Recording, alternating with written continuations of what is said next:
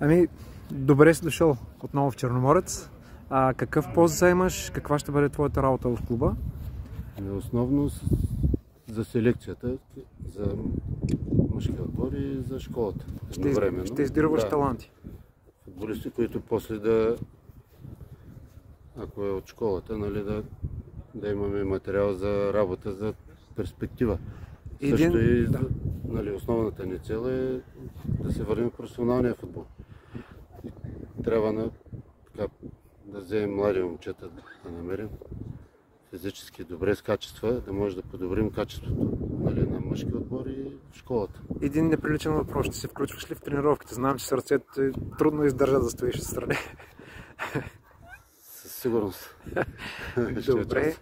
Златко ти каза, че млади момчета ще търсиш. Да. Вярваш ли в това, че има таланти в Бургас, в България, които могат да стигнат твоето ниво поне? Има, но трябва да се гледат, да се преценят и гледане.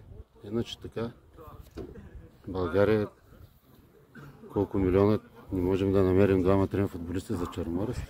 Вярваш ли, че Черноморец ще се завърне в професионалния футбол? И това е основната цел.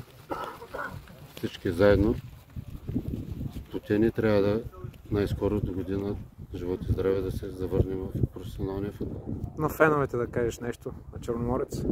Пожелавам успехи още в неделя, победа над Етър. Добре.